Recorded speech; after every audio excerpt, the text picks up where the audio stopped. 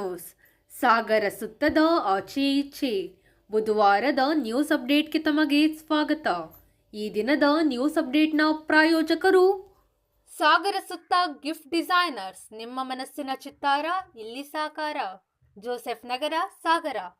Key bunch ಮೇಲೆ ನಿಮ್ಮ ಪ್ರೀತಿ ಪಾತ್ರರ photo, ಪಿಂಗಾಣಿ ಮಗ್ ಮೇಲೆ ಮಕ್ಕಳ ಫೋಟೋ, ಸಂಸ್ಥೆಗಳ ಹೆಸರು ಫೋಟೋ, ಗೋಡೆಗೆ ಅಳವಡಿಸುವ ಟೈಲ್ಸ್ ಮೇಲೆ ಫೋಟೋ, ವೈವಿಧ್ಯಮಯ ಬರ್ತ್ಡೇ ಗಿಫ್ಟ್, ಮದುವೆ ಸಂದರ್ಭದಲ್ಲಿ ನೀಡುವ ಉಡುಗೊರೆ ಮೇಲೆ ಫೋಟೋ, ಪಿಲ್ಲೋ ಕವರ್ ಮೇಲೆ ಮಕ್ಕಳ ಫೋಟೋ, ಟೀ ಶರ್ಟ್ ಮೇಲೆ ಫೋಟೋ, ಪಿಂಗಾಣಿ ಮಗ್, ಮ್ಯಾಜಿಕ್ ಮಗ್, ಲವ್ ಮಗ್, ಟೂ ಟೋನ್ ಮಗ್, ಕ್ಲಾಸಿ ಮಗ್, ಕಾಫಿ ಮಗ್, ಪಾಲಿಮಾರ್ ಮಗ್, ಹಲವು ರೀತಿಯ ಮಗ್ ಮೇಲೆ ಫೋಟೋ.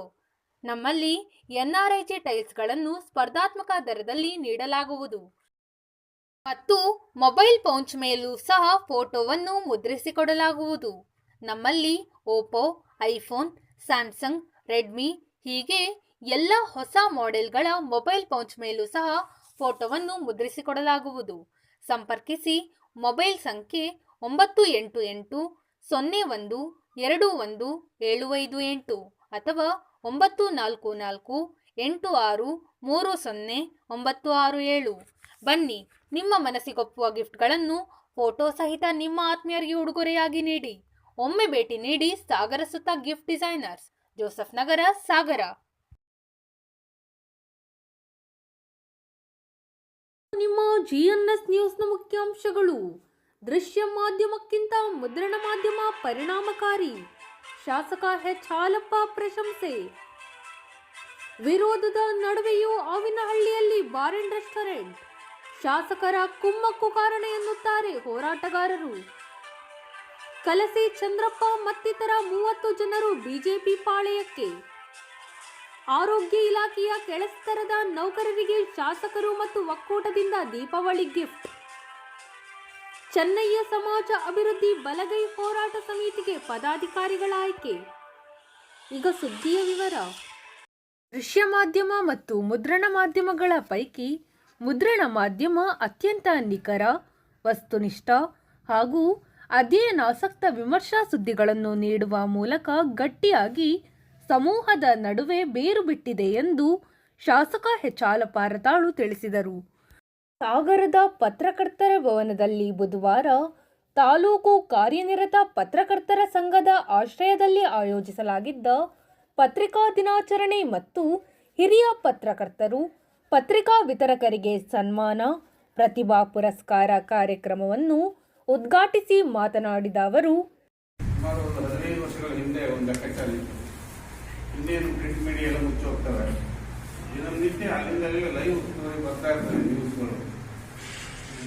ಬೂಸ್ ಇಲ್ಲ ಅಂತ ಮಾತಾಡಿದ್ದನ್ನ, ಹಿರಿಯರು ಮಾತಾಡಿದ್ದನ್ನು ನಾನು ಕೇಳಿದ್ದೆ. ಮತ್ತೆ ಅದೇ 15 ವರ್ಷಗಳ ಹಿಂದೆ ಅನ್ಹೆಲ್ತಿ ಕಾಂಪಿಟೇಷನ್ ಇತ್ತು. ಈಗ ಸ್ವಲ್ಪ ಮಟ್ಟಿಗೆ ನಿವಾರಣೆ ಇದೆ. ಅದೇನಂದ್ರೆ ದರ ಕಾಂಪಿಟೇಷನ್, ದರದಲ್ಲಿ ₹1 ಒಂದು ಪೇಪರ್, ಸ್ಟೇಟ್ ಪೇಪರ್. ಅಂತ ಸಂದರ್ಭದಲ್ಲಿ ಸ್ಥಳೀಯ ಸಣ್ಣ ಪತ್ರಿಕೆಗಳು, ವಾರ ಪತ್ರಿಕೆಗಳು ಮುಚ್ಚೆ ಹೋಗ್ಬಿಟ್ಟು ಅದು ₹1, ಇದು ₹1. ಇದು 10 ಪೇಜ್ ಇರ್ತದೆ ಸ್ಟೇಟ್ ಪೇಪರು, ಇದು 1 ಪೇಜ್, 2 ಪೇಜ್ ಇರ್ತದೆ, 4 ಪೇಜ್ ಇರ್ತದೆ. ಹೇಗಪ್ಪ ಅಂತ ಒಂದು ಜಿಜ್ಞಾಸೆ, ಚರ್ಚೆಗಳು ನಡೆದು ಹಿರಿಯರೆಲ್ಲ ಬುದ್ಧಿ ಹೇಳಿ, ಹಿರಿಯರೆಲ್ಲ ಚರ್ಚೆ ಮಾಡಿದ್ದು. ಯಾವತ್ತೂ ಯಾರು ಕೇಳೋರಿಲ್ಲ ಆಗಿತ್ತು. ಹಿರಿಯರೆಲ್ಲ ಚಿಂತನ ಮಂಥನ ಅಥವಾ ಅವರ ಅನಿಸಿಕೆಗಳು ಹೇಳಿದ್ದಾರೆ. ನಾನು ಕೇಳಿದ್ದೆ, ನೋಡಿದ್ದೇನೆ, ಸ್ವಲ್ಪ ಓದಿದ್ದೆ, ನಾನು ಬಂದು ನ್ಯೂಸ್ ಬಂದು.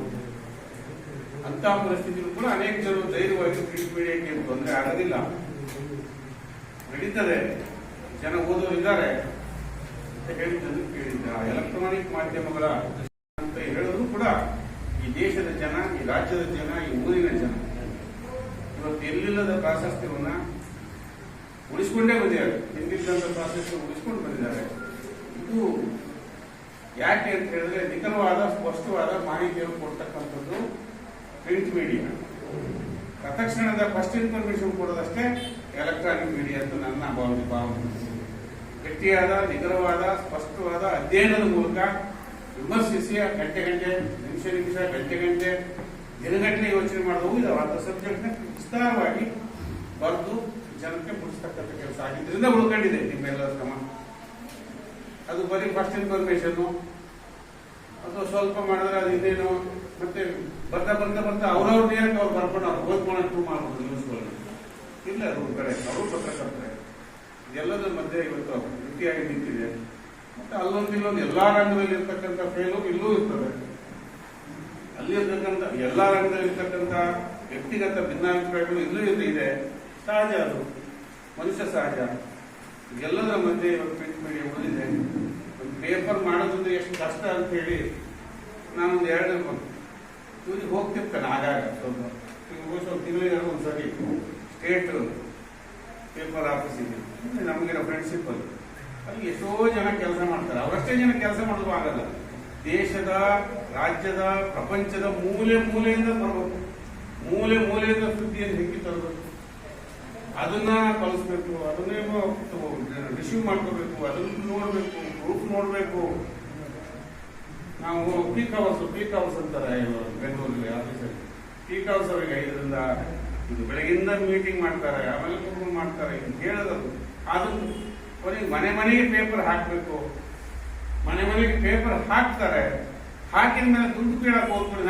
ಮುಖ್ಯ ಅತಿಥಿಗಳಾಗಿ ಉಪಸ್ಥಿತರಿದ್ದ ತಾಲೂಕು ಪಂಚಾಯಿತಿ ಅಧ್ಯಕ್ಷ ಮಲ್ಲಿಕಾರ್ಜುನ್ ಹಕ್ರೆ, ನಗರಸಭೆ ಅಧ್ಯಕ್ಷೆ ಮಧುರಾ ಶಿವಾನಂದ್ ಮತ್ತು ನಗರಸಭೆ ಉಪಾಧ್ಯಕ್ಷ ವಿ ಮಹೇಶ್ ಮಾತನಾಡಿದರು.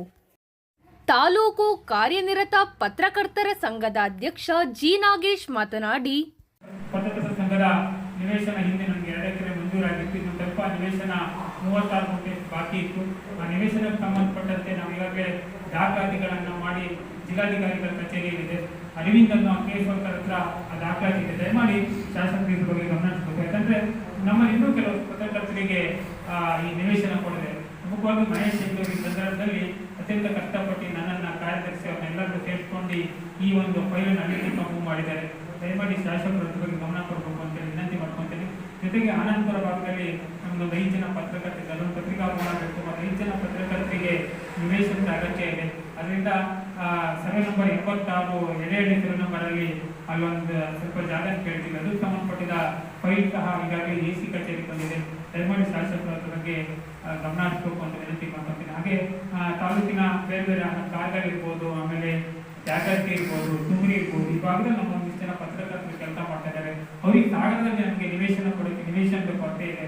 ಬೇರೆ ಕಡೆ ನಿವೇಶನ ತಗೊಳಕ್ಕೂ ನಮ್ಗೆ ಸಾಧ್ಯ ಆಗ್ತದೆ. ಈ ಸಂದರ್ಭದಲ್ಲಿ ಆಯಾ ಭಾಗದಲ್ಲಿ ಶಾಸಕರು ಅಲ್ಲಿನ ಗ್ರಾಮ ಪಂಚಾಯತಿಯವರಿಗೂ ಅಥವಾ ತಹಸೀಲ್ದಾರ್ ಯಾರಿಗಾರು ಹೇಳಿ ಅಲ್ಲೇ ಕೇಂದ್ರದ ಮುಖ್ಯ ಸ್ಥಳದಲ್ಲಿ ಅವರಿಗೆ ಕೆಲಸ ಮಾಡೋಕ್ಕೆ ಒಂದೊಂದು ಸಣ್ಣ ನಿವೇಶನಗಳನ್ನ ಕೊಟ್ಟರೆ ಅವರು ಕಾರ್ಯನಿರ್ವಹಿಸಕ್ಕೆ ಅನುಕೂಲ ಆಗುತ್ತೆ ಅಂತ ಹೇಳ್ತೀನಿ. ದಯಮಾಡಿ ಅದನ್ನ ಶಾಸಕರು ಗಮನಿಸಬೇಕು. ಆಮೇಲೆ ಇದೇ ಸಂದರ್ಭದಲ್ಲಿ ಹಿರಿಯ ಪತ್ರಕರ್ತ, ಕನ್ನಡಪ್ರಭ ವರದಿಗಾರ ರಾಜೇಶ್ ಬಡ್ತಿ ಹಾಗೂ ಕಳೆದ 15 ವರ್ಷಗಳಿಂದ ಪತ್ರಿಕೆ ವಿತರಿಸುತ್ತಿರುವ ದೇವೇಶ್ ಎಸ್ ಅವರನ್ನು ಸನ್ಮಾನಿಸಲಾಯಿತು. ದ್ವಿತೀಯ PUCಯ ವಿಜ್ಞಾನ ವಿಭಾಗದಲ್ಲಿ 95% ಅಂಕ ಪಡೆದ ಸಾಕ್ಷಿ HB ರಾಘವೇಂದ್ರ ಹಾಗೂ SSLCಯಲ್ಲಿ 90% ಅಂಕ ಪಡೆದ ಸಂಜನಾ R ಹೆಗಡೆ ಅವರನ್ನು ಸನ್ಮಾನಿಸಲಾಯಿತು. ಪ್ರಧಾನ ಕಾರ್ಯದರ್ಶಿ ರವಿನಾಯ್ಡು, ಪ್ರೆಸ್ ಟ್ರಸ್ಟ್ ಆಫ್ ಸಾಗರದ ಅಧ್ಯಕ್ಷ HB ರಾಮಚಂದ್ರ, ಪ್ರಧಾನ ಕಾರ್ಯದರ್ಶಿ SV ಹಿತಕರ್ಜೈನ್ ಇನ್ನಿತರರು ಈ ಸಂದರ್ಭದಲ್ಲಿ ಉಪಸ್ಥಿತರಿದ್ದರು. ವಿ ಶಂಕರ್ ಪ್ರಾರ್ಥಿಸಿದರು. ಎಂ ರಾಘವೇಂದ್ರ ಸ್ವಾಗತಿಸಿದರು. HB ರಾಘವೇಂದ್ರ ಪ್ರಾಸ್ತಾವಿಕ ಮಾತನಾಡಿದರು. ಗಣಪತಿ ಶಿರಳಿಗೆ ಮತ್ತು ಲೋಕೇಶ್ ಕುಮಾರ್ ಅಭಿನಂದಿತರ ಕುರಿತು ಮಾತನಾಡಿದರು. MG ರಾಘವನ್ ವಂದಿಸಿದರು. ದೀಪಕ್ ಸಾಗರ್ ಕಾರ್ಯಕ್ರಮವನ್ನು ನಿರೂಪಿಸಿದರು. ಸಾಗರ ತಾಲೂಕಿನ ಆವಿನಹಳ್ಳಿಯಲ್ಲಿ ಅನೇಕ ಹೋರಾಟದ ನಡುವೆಯೂ ಬಾರ್ ಮತ್ತು ರೆಸ್ಟೋರೆಂಟ್ ತೆರೆಯಲು ಅವಕಾಶ ನೀಡಿರುವುದರ ಹಿಂದೆ ಶಾಸಕರು ಹಾಗೂ MSIL ಅಧ್ಯಕ್ಷರಾದ H ಹಾಲಪ್ಪ ಹರತಾಳು ಅವರ ಕುಮ್ಮಕ್ಕಿದೆ ಎಂದು ಮದ್ಯಪಾನ ವಿರೋಧಿ ಹೋರಾಟ ಸಮಿತಿಯ ಲೋಕೇಶ್ ಹುಣಾಲಮಡಿಗೆ ದೂರಿದ್ದಾರೆ. ಬುಧವಾರ ಸುದ್ದಿಗೋಷ್ಠಿಯಲ್ಲಿ ಮಾತನಾಡಿದ ಅವರು, ಜನವರಿ 30ರಿಂದ ಹಿಡಿದು ಇಲ್ಲಿವರೆಗೆ ಮೊನ್ನೆವರೆಗೆ ಸಹ ಹೋರಾಟವನ್ನು ಮಾಡಿದ್ದೇವೆ. ಇವತ್ತಿನವರೆಗೆ ಹೋರಾಟವನ್ನು ಮಾಡಿಕೊಂಡು ಬಂದಿದ್ದೇವೆ. ಮುಂದೂ ಹೋರಾಟವನ್ನು ನಡೆಸುತ್ತೇವೆ. ಆದರೆ ಪ್ರತಿಭಟನೆ ಅಥವಾ ಹೋರಾಟಕ್ಕೆ ಜಯ ಸಿಗಬೇಕು ಅಂತ ಆದರೆ ಜನಪ್ರತಿನಿಧಿಗಳಿಗೆ ಇಚ್ಛಾಶಕ್ತಿಯ ಒಂದು ಪ್ರತಿರೂಪವಾಗಿ ಅವರು ಇರಬೇಕು. ಜನಪ್ರತಿನಿಧಿಗಳು ಆಗ ಮಾತ್ರ ಪ್ರತಿಭಟನೆ ಮತ್ತು ಹೋರಾಟಕ್ಕೆ ಬೆಲೆ ಸಿಗುತ್ತೆ ಅನ್ನೋದು ನನ್ನ ಭಾವನೆ. ಕಾರಣ ಸಾಕಷ್ಟು ಬಾರಿ ಪಾದಯಾತ್ರೆ, ಶಾಂತಿ, ಸಂಯಮ ಎಲ್ಲ ರೀತಿಯಲ್ಲಿ ಮಾಡಿ ರಸ್ತೆ ತಡೆಯನ್ನ ಮಾಡಿ ಈಗಾಗಲೇ ಸಾಕಷ್ಟು ಬಾರಿ ಹೇಳಿದ್ವಿ. ಹಿಂದೆ ಇರ್ತಕ್ಕಂಥ MSIL ಬಂದ್ ಮಾಡೋದಕ್ಕೆ ನಾವು ಹೋರಾಟವನ್ನು ಮಾಡಿದ್ದೇವೆ. ಈಗ ಮೊನ್ನೆ ಬಾರ್ ಅಂಡ್ ರೆಸ್ಟೋರೆಂಟ್ ಅನ್ನು ತೆರೀತಾರೆ ಅಂತ ಹೇಳಿ ಇದಾದಾಗ ಆಮೇಲೆ ಆ ವಿಚಾರದಲ್ಲೂ ಸಹ ಪ್ರೆಸ್ ಮೀಟ್ ಅನ್ನು ಕರೆದಿದ್ದೇವೆ, ರಸ್ತೆ ತಡೆ ಮಾಡಿ ಪ್ರತಿಭಟನೆಯನ್ನ ಮಾಡಿದ್ದೇವೆ, ಮನವಿಯನ್ನ ಕೊಟ್ಟಿದ್ದೇವೆ. ಜನಪ್ರತಿನಿಧಿಗಳಿಗೆ ಸಹ ನಮ್ಮ ಸಮಾಜದ ಹಿತವನ್ನು ಕಾಪಾಡಲಿಕ್ಕೆ, ಊರಿನ ಹಿತವನ್ನು ಕಾಪಾಡಲಿಕ್ಕೆ ಅವರಿಗೆ ಕರೆಯನ್ನು ಕೊಟ್ಟಿದ್ದೇವೆ, ಕೈ ಜೋಡಿಸಿ ಬೆಂಬಲಿಸಿ ಅಂತ ಹೇಳಿ ಕೇಳ್ಕೊಂಡಿದ್ದೇವೆ. ಆದ್ರೆ ಜನಪ್ರತಿನಿಧಿಗಳಿಗೆ ಈಗ ಯಾವ ರೀತಿ ಇಚ್ಛಾಶಕ್ತಿ ಇದೆ ಅಂದ್ರೆ ಪಂಚಾಯಿತಿ ಒಂದು ಸಲಹಾ ಕೇಂದ್ರ ಅಥವಾ ಸಹಾಯ ಕೇಂದ್ರ ಇರಬೇಕು ಅನ್ನುವಂಥದ್ದು ಮುಂದಿನ ದಿನಕ್ಕೆ ಒಳ್ಳೆಯದು ಅನ್ನುವಂಥದ್ದು ನಮ್ಮೆಲ್ಲರ ಭಾವನೆ. ಜನರಿಗೆ ಸಹಾಯ ಮಾಡಲಿಕ್ಕೆ ಸಲಹಾ ಕೇಂದ್ರ ಅಥವಾ ಸಹಾಯ ಕೇಂದ್ರ ಈಗ ಹಾಗಲ್ಲ. ಜನಪ್ರತಿನಿಧಿಗಳ ಇಚ್ಛಾಶಕ್ತಿ ಹೇಗಿದೆ ಅಂದ್ರೆ ಪಂಚಾಯಿತಿಗೆ 1-2 ಎಣ್ಣೆ ಕೇಂದ್ರವನ್ನ ಮಾಡಲಿಕ್ಕೆ ಹೊರಟಿದ್ದಾರೆ. ಇದು ಮುಂದಿನ ದಿನದ ಸಮಾಜವನ್ನ ಯಾವ ರೀತಿ ತಗೊಂಡು ಹೋಗ್ಬೋದು ಅನ್ನುವಂಥದ್ದು ನಿರ್ಧರಿಸಬೇಕಾಗಿದ್ದು ನಮ್ಮ ಈಗಿನ ನಮ್ಮೆದುರಿಗಿರುವಂತ ಪ್ರಶ್ನೆ. ನಾನು ಕೇಳೋದು, ನಮ್ಮ ಹಾವೇರಿಯಲ್ಲಿ ಇವತ್ತು ಬಾರ್ ಅಂಡ್ ರೆಸ್ಟೋರೆಂಟ್ ಓಪನ್ ಆಯಿತು, ನಮ್ಮೆಲ್ಲರ ಹೋರಾಟಕ್ಕೆ ವಿರುದ್ಧವಾಗಿ, ಜನರ ಇದಕ್ಕೆ ವಿರುದ್ಧವಾಗಿ ಓಪನ್ ಆಯಿತು.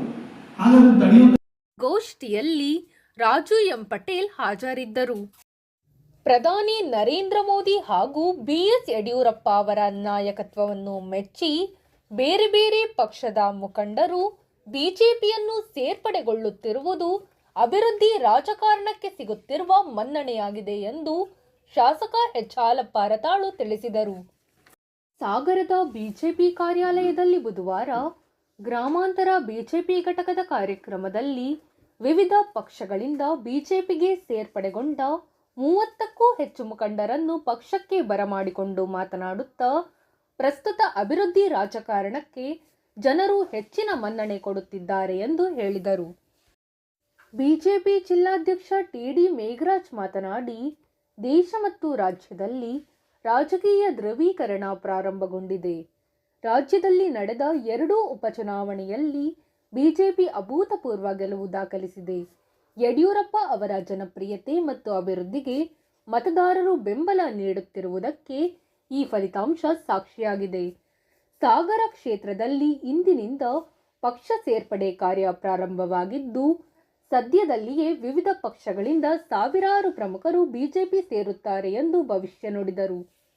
ಇದೇ ಸಂದರ್ಭದಲ್ಲಿ ತಾಲೂಕು ಪಂಚಾಯಿತಿ ಸದಸ್ಯ ಕಲಸೆ ಚಂದ್ರಪ್ಪ, ನಾಡಕಲಸೆ ಗ್ರಾಮ ಪಂಚಾಯಿತಿ ವ್ಯಾಪ್ತಿಯ ಕೃಷ್ಣಮೂರ್ತಿ ಬೊಮ್ಮತ್ತಿ, ಶಿವಮೂರ್ತಿ ಉಂಬಳಿ ಬಯಲು, ಪಡವಗೋಡು ಗ್ರಾಮ ಪಂಚಾಯಿತಿ ವ್ಯಾಪ್ತಿಯ ಬಂಗಾರಪ್ಪ ಪಡವಗೋಡು, ಕೃಷ್ಣಮೂರ್ತಿ, ಪರಶುರಾಮ್ ಸೇರಿದಂತೆ 30ಕ್ಕೂ ಹೆಚ್ಚು ಪ್ರಮುಖರು ಬಿಜೆಪಿ ಸೇರ್ಪಡೆಗೊಂಡರು. ಬಿಜೆಪಿ ಗ್ರಾಮಾಂತರ ಘಟಕದ ಅಧ್ಯಕ್ಷ ಲೋಕನಾಥ್ ಬಿಳಿಸಿರಿ ಕಾರ್ಯಕ್ರಮದ ಅಧ್ಯಕ್ಷತೆ ವಹಿಸಿದ್ದರು. ನಗರ ಅಧ್ಯಕ್ಷ ಕೆಆರ್ ಗಣೇಶ್ ಪ್ರಸಾದ್, ನಗರಸಭೆ ಅಧ್ಯಕ್ಷೆ ಮಧುರಾ ಶಿವಾನಂದ್, ಉಪಾಧ್ಯಕ್ಷ ವಿ ಮಹೇಶ್ ಇನ್ನಿತರರು ಈ ಸಂದರ್ಭದಲ್ಲಿ ಹಾಜರಿದ್ದರು. ದೊಡ್ಡ ಮಟ್ಟದಲ್ಲಿರುವ ಹಾಗೂ ಕಾಯಂ ನೌಕರರಾಗಿರುವವರು ಹೇಗೋ ಆರ್ಥಿಕ ಸ್ಥಿತಿಗತಿಯನ್ನು ಹೊಂದಿಸಿಕೊಂಡು ಹೋಗುತ್ತಾರೆ. ಆದರೆ ಡಿ ಗ್ರೂಪ್, ಗುತ್ತಿಗೆ ನೌಕರರು ಆರ್ಥಿಕ ಸಂಕಷ್ಟವನ್ನು ಎದುರಿಸಬೇಕಾಗುತ್ತದೆ. ಅದನ್ನು ಗುರುತಿಸಿ ಅವರಿಗೆ ದೀಪಾವಳಿ ಹಬ್ಬದ ಸಂದರ್ಭದಲ್ಲಿ ಬಟ್ಟೆ, ದಿನಸಿಯಂತಹ ವಸ್ತುಗಳನ್ನು ಕೊಡುವ ಮನಸ್ಸು ಮಾಡಿದ್ದು ವೈದ್ಯ ಸಿಬ್ಬಂದಿಗಳ ವಿಶಾಲ ಮನೋಭಾವಕ್ಕೆ ಸಾಕ್ಷಿಯಾಗಿದೆ ಎಂದು ಶಾಸಕ ಎಚ್ ಹಾಲಪ್ಪ ರತಾಳು ತಿಳಿಸಿದರು. ಸಾಗರದ ಉಪವಿಭಾಗೀಯ ಆಸ್ಪತ್ರೆಯಲ್ಲಿ ಬುಧವಾರ ಆರೋಗ್ಯ ಇಲಾಖೆ ನೌಕರರ ಒಕ್ಕೂಟದಿಂದ ವೈಯಕ್ತಿಕವಾಗಿ ಹಾಗೂ ವೈದ್ಯ ಸಿಬ್ಬಂದಿಗಳ ಸಹಕಾರದೊಂದಿಗೆ ಆಸ್ಪತ್ರೆಯ ಸಿಬ್ಬಂದಿಗಳಿಗೆ ಹಾಗೂ ಗುತ್ತಿಗೆ ಆಧಾರದಲ್ಲಿ ಕರ್ತವ್ಯ ನಿರ್ವಹಿಸುತ್ತಿರುವ ಡಿ ಗ್ರೂಪ್ ನೌಕರರಿಗೆ ದೀಪಾವಳಿ ಹಬ್ಬದ ಅಂಗವಾಗಿ ಆರ್ಥಿಕ ಸಹಕಾರ, ದಿನಸಿ ಕಿಟ್ ಮತ್ತು ವಸ್ತ್ರವನ್ನು ಉಡುಗೊರೆಯಾಗಿ ನೀಡಿ ಮಾತನಾಡಿದ ಶಾಸಕರು, ಇಂತಹ ಸಂಸ್ಕೃತಿ ಮಲೆನಾಡಿನ ಹೆಸರನ್ನು ಇನ್ನಷ್ಟು ಉತ್ತುಂಗಕ್ಕೆ ಏರಿಸುತ್ತಿದೆ. ಮಲೆನಾಡು ಎಂದರೆ ಸಂಕಷ್ಟಕ್ಕೆ ಸ್ಪಂದಿಸುವ, ಪರಸ್ಪರ ಸಹಕಾರದಿಂದ ನಡೆಯುವ ಗುಣಕ್ಕೆ ಹೆಸರುವಾಸಿಯಾದದ್ದು ಎಂದರು. ಆರೋಗ್ಯ ಇಲಾಖೆ ನೌಕರರ ಒಕ್ಕೂಟದ ಜಿಲ್ಲಾಧ್ಯಕ್ಷ ಮಾಸ ನಂಜುಂಡಸ್ವಾಮಿ ಮಾತನಾಡಿದರು. ಎಕ್ಸ್ಪ್ರೆಸ್ ಅಮೌಂಟನ್ನು ತಗೊಳ್ಳದೆ ಆ ಅಮೌಂಟ್ ನಿಮ್ಮ ಸಲಹೆ ಮೇರೆಗೆ ಒಂದು ವೆಹಿಕಲನ್ನು ಅಂದರೆ ಕ್ರಿಟಿಕಲ್ ಎಮರ್ಜೆನ್ಸಿಗೋಸ್ಕರ ನಮ್ಮ ಉದ್ಯೋಗಕ್ಕೋಸ್ಕರ ಒಂದು ವೆಹಿಕಲ್ನು ಕೂಡ ಇವತ್ತು ಹ್ಯಾಂಡ್ ಓವರ್ ಮಾಡ್ತಾ ಇದ್ದಾರೆ. ಆ ವೆಹಿಕಲ್ ಕಡೆ ಬನ್ನಿ.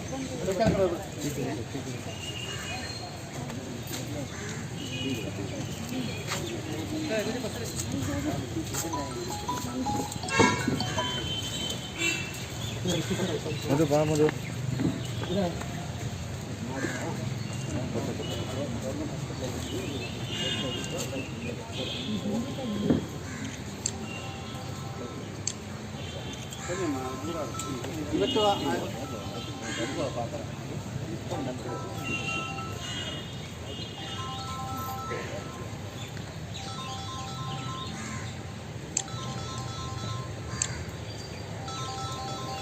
ಮತ್ತು ಏನು ಶಾಸಕರು ಇವತ್ತು ನಾವು ನಾನ್ ಕ್ಲಿನಿಕಲ್ ಅವರಿಗೆ ಬಟ್ಟೆ ಮತ್ತು ಇದನ್ನ ಸಿದ್ದಗೌಡ ಪಾಟೀಲ್ ಮತ್ತು ನಮ್ಮ ಶಾಸಕರು ಕೂಡ ಇದೇ ಸಂದರ್ಭದಲ್ಲಿ ಆಯುಷ್ಮಾನ್ ಭಾರತ್ ಮತ್ತು ಆರೋಗ್ಯ ಕರ್ನಾಟಕ ಯೋಜನೆಯಡಿ ಉಪವಿಭಾಗೀಯ ಆಸ್ಪತ್ರೆಯ ವೈದ್ಯ ಸಿಬ್ಬಂದಿಗಳಿಗೆ ಬಂದ 4 ಲಕ್ಷ ರೂಪಾಯಿ ಪ್ರೋತ್ಸಾಹ ಧನವನ್ನು ಆಸ್ಪತ್ರೆಗೆ ತುರ್ತು ವಾಹನ ಖರೀದಿಗೆ ನೀಡಲಾಯಿತು. ಆರೋಗ್ಯ ಇಲಾಖೆ ನೌಕರರ ಒಕ್ಕೂಟದ ತಾಲೂಕು ಅಧ್ಯಕ್ಷ ವೈ ಮೋಹನ್ ಕಾರ್ಯಕ್ರಮದ ಅಧ್ಯಕ್ಷತೆ ವಹಿಸಿದ್ದರು. Civil surgeon doctor Prakash Bhosle K R, doctor Nagendrappa, ಸಹಾಯಕ ಆಡಳಿತಾಧಿಕಾರಿ G Venugopal, doctor Naveen, doctor Harish, doctor Suma, doctor Parappa, ಪ್ರಮುಖರಾದ ಜುಬೇದಾ ಎಮ್ಮಲಿ, ರೇಣುಕಮ್ಮ, ರಾಜಶೇಖರ್ ಇಳಿಗೇರ್, ರವಿ ಆರ್ಎನ್, ಗುರುಶಾಂತಪ್ಪ, ಶಾರದಮ್ಮ ಇನ್ನಿತರರು ಈ ಸಂದರ್ಭದಲ್ಲಿ ಉಪಸ್ಥಿತರಿದ್ದರು. ಚೆನ್ನಯ್ಯ ಸಮಾಜ ಬಂಧುಗಳು ಸಂಘಟನಾತ್ಮಕವಾಗಿ ಒಗ್ಗೂಡುವ ಮೂಲಕ ನಮ್ಮ ಹಕ್ಕುಗಳನ್ನು ಪಡೆಯಲು ಸಜ್ಜಾಗಬೇಕು ಎಂದು ಚೆನ್ನಯ್ಯ ಸಮಾಜದ ರಾಜ್ಯ ಉಪಾಧ್ಯಕ್ಷ ರಾಜೇಂದ್ರ ಬಂದಗದ್ದೆ ತಿಳಿಸಿದರು. ಸಾಗರದ ಅಣಲೇಕೊಪ್ಪದ ಡಿಎಸ್ಎಸ್ ಸಮುದಾಯ ಭವನದಲ್ಲಿ ಈಚೆಗೆ ಅಖಿಲ ಕರ್ನಾಟಕ ಚೆನ್ನಯ್ಯ ಬಲಗೈ ಸಮಾಜದ ಅಭಿವೃದ್ಧಿ ಹೋರಾಟ ಸಮಿತಿಯ ತಾಲೂಕು ಶಾಖೆ ಪುನರ್ರಚನೆ ಕಾರ್ಯಕ್ರಮವನ್ನು ಉದ್ಘಾಟಿಸಿ ಮಾತನಾಡಿದ ಅವರು, ಸರ್ಕಾರ ನಮಗೆ ಅನೇಕ ಸೌಲಭ್ಯಗಳನ್ನು ಕೊಡುತ್ತಿದೆ. ಅದನ್ನು ನಮ್ಮ ಜನಾಂಗ ಬಾಂಧವರಿಗೆ ಪರಿಣಾಮಕಾರಿಯಾಗಿ ತಲುಪಿಸುವ ಇಂತಹ ಸಂಘಟನೆಗಳ ಅಗತ್ಯವಿದೆ ಎಂದರು. ಮುಖ್ಯ ಅತಿಥಿಗಳಾಗಿ ರಾಜ್ಯ ಗೌರವಾಧ್ಯಕ್ಷ ಎಚ್.ಕೆ. ಬಸವಂತಪ್ಪ ಕೋಟೆ, ರಾಜ್ಯ ಉಪಾಧ್ಯಕ್ಷ ಬೂದೇಶ್ ಚಿಕ್ಕಜಂಬೂರು, ಪ್ರಧಾನ ಕಾರ್ಯದರ್ಶಿ ಎ.ಕೆ. ನಾಗರಾಜ್, ಪ್ರಮುಖರಾದ ಎಚ್.ಕೆ. ಶಿವಾನಂದ ಕಾನುಗೋಡ್, ರೇವಪ್ಪ ಕೆ. ಹೊಸಕೊಪ್ಪ, ಹಾಲೇಶ್ ಚಿಕ್ಕಸಾವಿ, ರೇವಣಪ್ಪ ಬಿದರಗೇರಿ, ಸುಜಾತ ಮಂಜುನಾಥ್ ರಿಪ್ಪನಪೇಟೆ, ಸುಬ್ಬಪ್ಪ ಕಾಗೋಡು, ರವಿ ಗೌತಮಪುರ, ಪ್ರೇಮ ಬೈರಾಪುರ, ಎಚ್.ಸಿ. ಮಂಜಪ್ಪ ಗಾಂಧಿನಗರ, ರಂಗಪ್ಪ ಹೊನ್ನೇಸರ ಇನ್ನಿತರರು ಹಾಜರಿದ್ದರು. ಇದೇ ಸಂದರ್ಭದಲ್ಲಿ ಸೋಮಶೇಖರ್ ವೀರಾಪುರ ಅವರನ್ನು ಅಧ್ಯಕ್ಷರನ್ನಾಗಿ ನೇಮಕ ಮಾಡಲಾಯಿತು.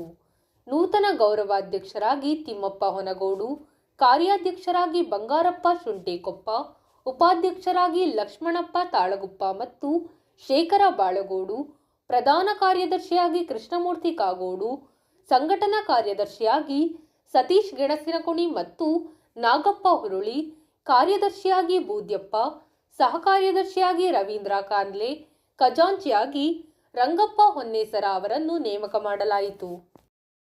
ತಾಲೂಕು ಯುವ ಘಟಕದ ಅಧ್ಯಕ್ಷರಾಗಿ ಅಣ್ಣಪ್ಪ ಎಸ್ಎನ್, ಮಹಿಳಾ ಘಟಕದ ಅಧ್ಯಕ್ಷರಾಗಿ ಸವಿತಾ ಹೆಗ್ಗೋಡು, ಉಪಾಧ್ಯಕ್ಷರಾಗಿ ವರದಾ ರಾಜೇಂದ್ರ ಬಂದಗದ್ದೆ, ಪ್ರಧಾನ ಕಾರ್ಯದರ್ಶಿಯಾಗಿ ಗೌರಮ್ಮ ಕಾನ್ಗೋಡ್ ಅವರನ್ನು ನೇಮಕ ಮಾಡಲಾಯಿತು. ಇದು ಇಂದಿನ ಸಮಗ್ರ ಸುದ್ದಿ. ನಿರಂತರ ಮತ್ತು ವಸ್ತುನಿಷ್ಠ ಸುದ್ದಿಗಾಗಿ ನೋಡ್ತಾ ಇರಿ GNS ನ್ಯೂಸ್. ನಮಸ್ಕಾರ.